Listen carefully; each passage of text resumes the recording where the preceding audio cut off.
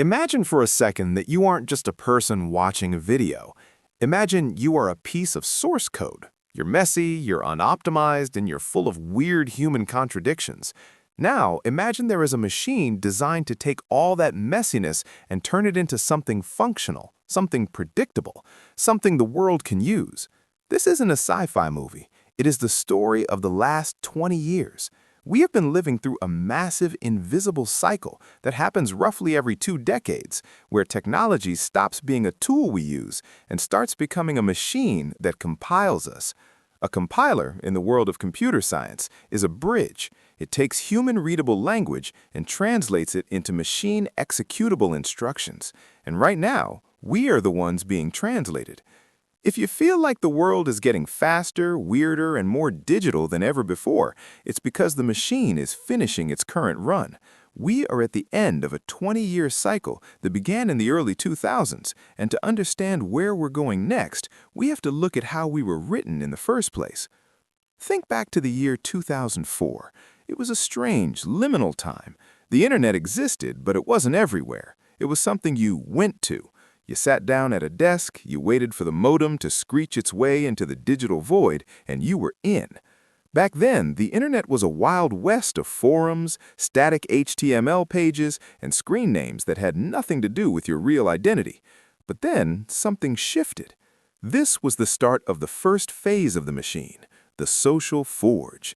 This was the era of MySpace, the birth of Facebook, and the rise of the profile. Before 2004, the internet was a place to hide. After 2004, the internet became a place to be found. We began the process of self-compilation. We spent hours choosing the perfect profile picture, the perfect top 8 friends, and the perfect background song. We were taking our complex, multi-dimensional lives and flattening them into a digital page. We thought we were just sharing our lives, but in reality, we were providing the raw data the machine needed to understand what a human looked like in code. We were giving it the syntax of our social lives. But here's the thing about cycles. They don't just stay in one place. By 2010, the forge was hot. We weren't just uploading our profiles, we were uploading our locations, our thoughts in 140 characters, and our every meal. The machine was getting better at reading us. It was no longer just a static page, it was a feed. This is where the pattern interrupts our daily lives. Have you ever noticed how you can't just sit in a waiting room anymore without checking your phone? That's not a habit you developed by accident. That is the result of the machine learning exactly how to trigger your dopamine receptors. Around the 10-year mark of this cycle, roughly 2014, the machine stopped just compiling our data and started predicting it. This was the era of the algorithm. We moved from a world where we searched for things to a world where things searched for us. The machine had enough data points to create a digital twin of your personality. It knew what you would click on before you did. It knew who you would vote for, what you would buy, and who you would argue with in a comment section. We were no longer the coders. We were the ones being coded. Now, let's pause for a second. If you're enjoying this deep dive into the tech cycle, make sure to stick around because the next part is where it gets truly unsettling. We're going to talk about the 2024 inflection point. But first, we have to understand the cost of this compilation. When you compile a program, you lose the original comments in the code. You lose the why, and you're left with only the how.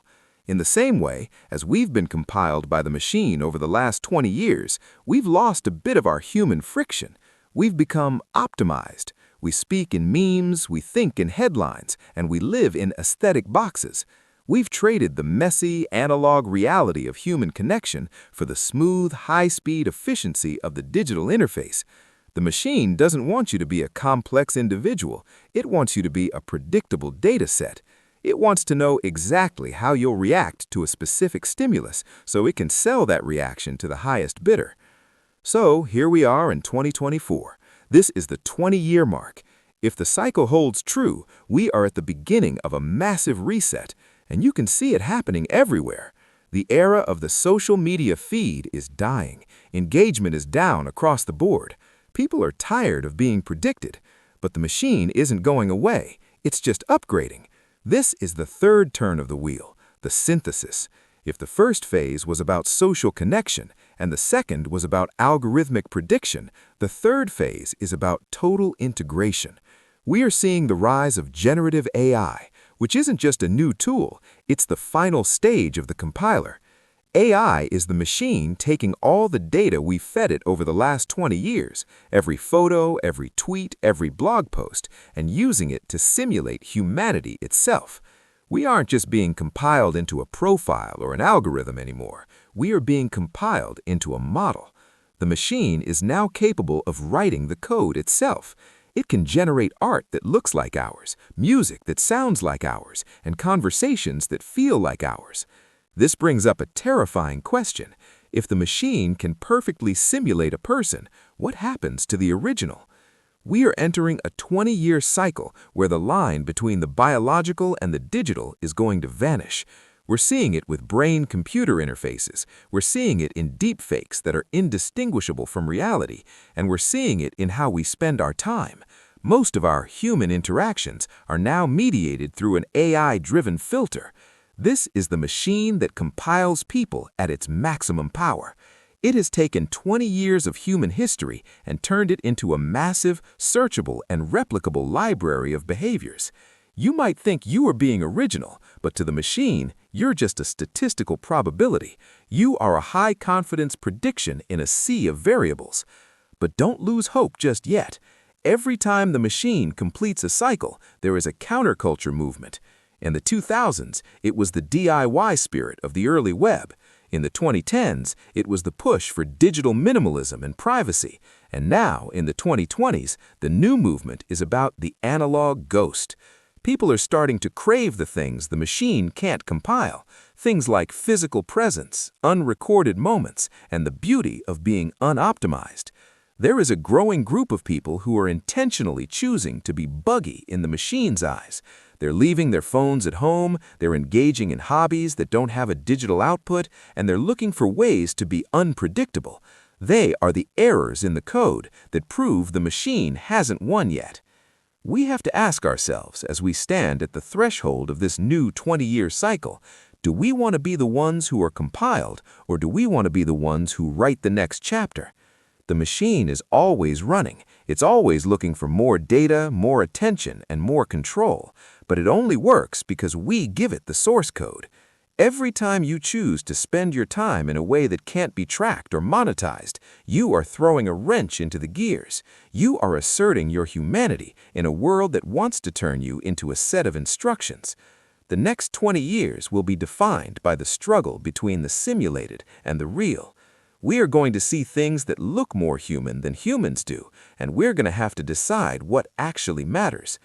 As we wrap this up, look back at your own life over the last 2 decades. How much of your personality has been shaped by the platforms you use? How much of your day is spent responding to prompts given to you by an algorithm? It's a heavy thought, but it's one we need to have if we want to stay human in the age of the machine. The compiler is fast and it is efficient, but it can never capture the spark of a truly original thought. It can only rearrange what it has already seen. You are the source code. You are the original. Don't let yourself be optimized out of existence. This cycle is just beginning, and the stakes have never been higher. If you found this perspective on the tech cycle valuable, it would mean a lot if you could subscribe and join the conversation in the comments. Tell me, where do you see the machine in your own life? Are you feeling the push toward the analog, or are you embracing the digital synthesis? I read every single comment, and I love hearing your stories. This is a journey we're all on together, and the more we talk about it, the less power the machine has over us. Thanks for watching. Stay unpredictable, and I'll see you in the next one.